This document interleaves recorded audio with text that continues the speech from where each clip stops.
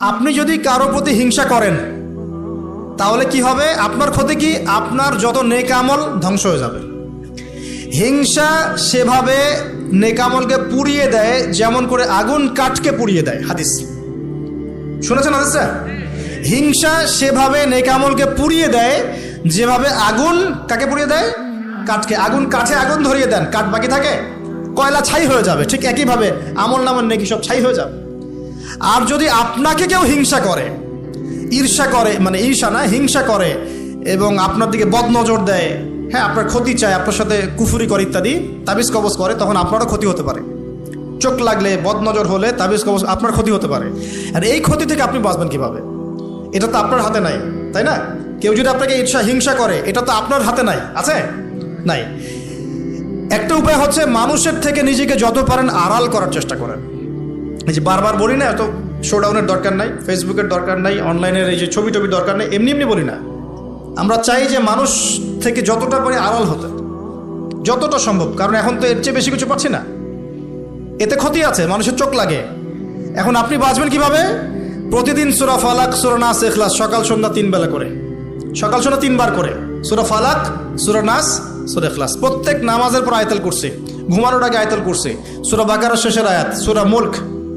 এই যে কোরআনিক চিকিৎসাগুলো আপনি যদি গ্রহণ করেন, ইনশাআল্লাহ তাআলা আপনি চোখ লাগা থেকে বাঁচবেন। ইনশাআল্লাহ ইনশাআল্লাহ আপনি বদনজর থেকে বাঁচবেন, হিংসার কুপ্রভাব থেকে বাঁচবেন ইনশাআল্লাহ। তো এগুলো কিন্তু হেলা কথা বলছি না, এটা এত মারাত্মক। নবী সাল্লাল্লাহু আলাইহি ওয়াসাল্লাম বলেছেন যে চোখ লাগা বদনজরগুলো এত মারাত্মক যে একটা জীবন্ত উটকে রান্নার পাত্রে নিয়ে আসতে পারে। এত ডেঞ্জারাস, এত ডেঞ্জারাস। তো হিংসা করবেনও না, হিংসার শিকারও যেন না হন। এই জন্য সূরা ফালাককে বেশি বেশি তিলাওয়াত করবেন। কুল আউযু বিরাব্বিল ফালাক মিন শাররি মা খালাক ওয়া মিন শাররি গাসিকিন ইযা ওয়াকাব ওয়া মিন শাররিন নাফাসাতি ফিল উকাদ ওয়া মিন শাররি হাসিদিন ইযা হাসাদ। আমি হিংসুকের হিংসা থেকে আল্লাহ তোমার আশ্রয় চাচ্ছি যখন সে হিংসা করে। পারবেন ইনশাআল্লাহ? আর কি করা যাবে না? আল্লাহর নূর মারিফত পেতে হলে অহংকার করা যাবে না। কি যাবে না? আল্লাহ পাক সব পছন্দ করলে অহংকার পছন্দ করবেন না। আল্লাহ পাক অহংকার পছন্দ করবেন। আল্লাহ পাক অনেক পাপ মাফ করে দিতে পারেন। অহংকার আল্লাহ পাক খুব কঠিনভাবে ধরেন। আল্লাহ পাক খুব কঠিনভাবে অহংকারীকে আল্লাহ পাক কখনোই পৃথিবীতে টিকতে দেন নাই। অহংকার আল্লাহ পাকের চাদর, এটা ধরে কেউ টান দিতে পারে না। তো মনের মধ্যে যদি অহংকার থাকে, কোশ্চিন কালেও ডিগ্রি সার্টিফিকেট অর্জন করেও আল্লাহর নূর পাওয়া যাবে। আপনি খিদির হতে পারবেন না, সিচুয়েশন বুঝতেও পারবেন না, সলিউশনও বের করতে পারবেন না। একজন সত্তার কথা বলে দেই, আমি আলোচনা গুটিয়ে নিচ্ছি আস্তে আস্তে ইনশাল্লাহ। একজন সত্তার কথা বলি, ইবলিস নাম আছে, মনে আছে? ইবলিস, সে কি আল্লাহর একজন আবেদ ছিল না? ইবাদত করে নাই? তার জ্ঞান ছিল না? প্রচন্ড জ্ঞানী ছিল, আল্লাহ পাকের প্রচুর ইবাদত করেছে। কেন জাহান্নামী হলো? কি কারণে জাহান্নামী হলো? দেখেন, সে আল্লাহ পাকের আদেশকে লঙ্ঘন করেছে, সেজদা করে নাই, এই তো। আদম আলাইহিস সালামও তো গাছের কাছে চলে গিয়েছেন, তাহলে আদম আলাইহিস সালামও তো গাছের কাছে গিয়েছেন, আল্লাহ পাকের হুকুমটা লঙ্ঘন হয়ে গেল না? ইবলিসও তো লঙ্ঘন করেছে, তাহলে উভয়ের মাঝে কি পার্থক্য? পার্থক্যটা হচ্ছে আদম আলাইহিস সালাম ভুল করে তওবা করে ফিরে এসেছেন, অহংকার করেন নাই, করেছেন? পক্ষান্তরে ইবলিস ভুল করেও তার উপর অটল থেকেছে। সে বলেছে খলাকতানি মিন নার ওয়া খলাকতাহু মিন তিন। আল্লাহ, আপনি যে আমাকে বলছেন আদমকে সিজদা করতে, আপনি ভুল, আমি সঠিক। নাউযুবিল্লাহ। এই যে আবা ওয়াস্তাকবার, সে উদ্ধত হলো এবং অহংকার প্রদর্শন করলো, এই একটা কারণেই আল্লাহ পাক কি করেছেন? তাকে চিরস্থায়ী জাহান্নামে দিয়েছেন। কথা কি বুঝতে পারছেন? অতএব অহংকার থাকলে আল্লাহর নূর পাওয়া যাবে না। ইবলিসের ইবাদত ছিল, টিকতে পারে নাই। ওর কিন্তু ইলম ছিল, টিকতে পারে নাই। আল্লাহ বোঝার তৌফিক দান করেন। আর অহংকার মানে এই নয় যে আপনি ভালো জামা পরেছেন, ভালো একটা সুন্দর বাড়ি করেছেন, আপনার জুতাটা সুন্দর, আপনার মানে কিছু জমি জমা আছে, হ্যাঁ, আপনার চলাফেরা, আপনি শৌখিনতা পছন্দ করেন, এটার নাম অহংকার নয়। অহংকার কি? অহংকার হচ্ছে মাতারুল হাক্কি ওয়া গামতুন নাস, সত্য যেটা আল্লাহর পক্ষ থেকে, সত্য বিধানটাকে অস্বীকার করা এবং মানুষকে তুচ্ছ তাচ্ছিল্য করা, এই হলো অহংকার। মনে থাকবে? অহংকার কি? সত্যকে প্রত্যাখ্যান করা এবং মানুষকে কি করা? তুচ্ছ তাচ্ছিল্য করা। একজন মুমিন ভাইয়ের খারাপ হওয়ার জন্য এতটুকু যথেষ্ট যে সে আরেকজন মুমিন ভাইকে তুচ্ছ তাচ্ছিল্য করছে। এখন এই সোশ্যাল মিডিয়াতে এটা হয় না? সোশ্যাল মিডিয়া মানেই হচ্ছে যাকে পাও ধুয়ে দাও একদম, মানে এর মধ্য দিয়ে দিনের কি যে খেদমত করতেছে আল্লাহ ভালো জানে।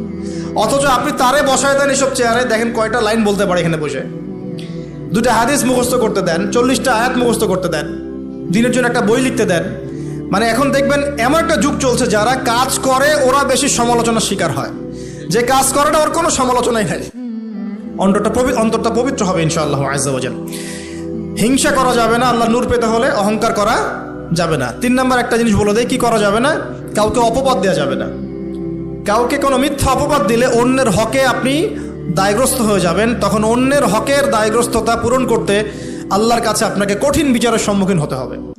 অন্যের উপর অপবাদ দিলে, অন্যের নামে গীবত করলে এবং সমালোচনার অপসংস্কৃতির চর্চা করতে থাকলে আল্লাহর নূর পাওয়া যাবে না।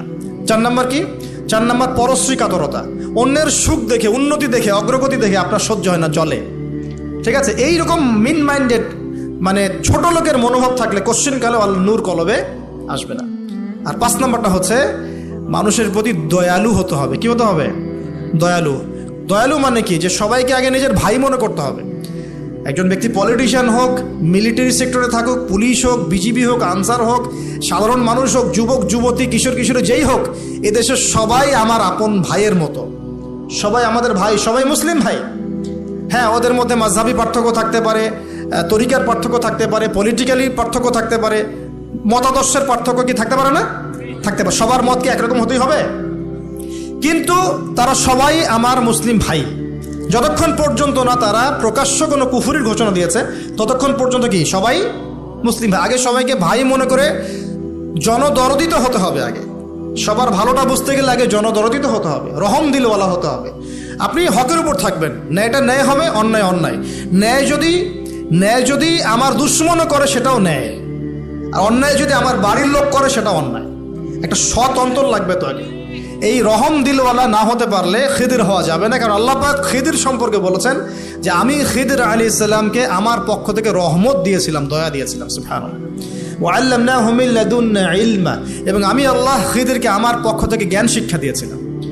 তো এই কয়েকটা বিষয় করা যাবে, আর কিছু কিছু বিষয় করা যাবে না। এইগুলো যদি মেনে চলতে পারি ইনশাআল্লাহ আমাদের কলবের মধ্যে আল্লাহর পক্ষ থেকে আল্লাহর নূর আসবে। সেটা হলো, কোরআন একটা সূরা আছে, সূরার নামই হচ্ছে সূরা নূর। কি নাম? এই সূরার উপর যদি আপনি আমি আমল করতে পারি ইনশাআল্লাহ তাআলা আল্লাহর নূর এবং মারিফত পাওয়া যাবে।